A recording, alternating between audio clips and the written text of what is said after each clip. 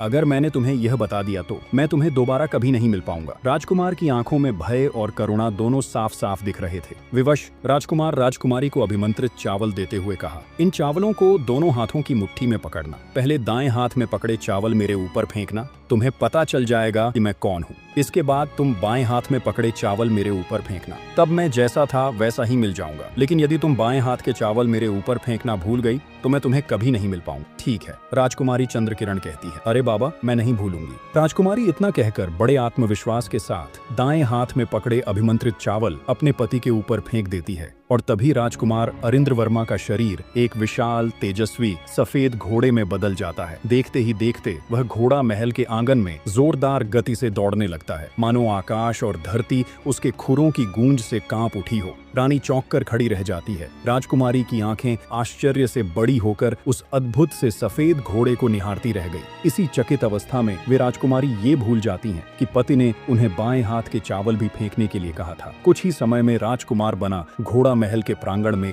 कई चक्कर काटता है और फिर तेजी से बाहर निकल जाता है। राजकुमारी चंद्रकिरण घबराकर चिल्लाती है, अरे अरे, यह कहाँ चले गए? अब तो लौट कर आ भी नहीं रहे हैं, कहीं उनकी बात सच तो नहीं हो जाएगी। तभी राजकुमारी को यह याद आता है, हे भगवान, मुझसे ये बहुत बड़ी भूल हो गई। मैंने तो बाएं हाथ के चावल फेंके ही नहीं। यह सोचते ही रानी चंद्रकिरण का हृदय गहरी पीड़ा में डूब गया और वे व्याकुल होकर विलाप करने लगती हैं। विलाप करती राजकुमारी की आवाज सुन राजा वीरव्रतसेन और महारानी सुरंजनिका तुरंत रानी चंद्रकिरण के पास आए और पूछा, बेटी, इतनी रात गए क्यों विलाप कर रही हो? रानी चंद्रकिरण ने सब कह सुनाया कि किस प्रकार से राजकुमार अरिंद्र वर्मा ने अपने रूप को घोड़े में बदला और गायब हो गए, क्योंकि मेरे से बहुत बड़ी भूल ये हो गई कि मैंने जिस अभिमंत्रित चावल से उनको वापस अपने वास्तविक रूप में बदलना था, उस हाथ का चावल नहीं डाल पाई। इतने कह जोर जोर रोने लगी कि मेरे प्राण प्रिय कहाँ चले गए। ये बात महाराज वीरव्रतसेन और रानी सुरंजनिका को पहले ही पता थी। राजकुमार जैसे ही 18वें वर्ष के होंगे तो वह इस लोक से चले जाएंगे। रानी को समझाकर अपने शयन कक्ष में वापस लौटकर गहरे दुख में डूब गए।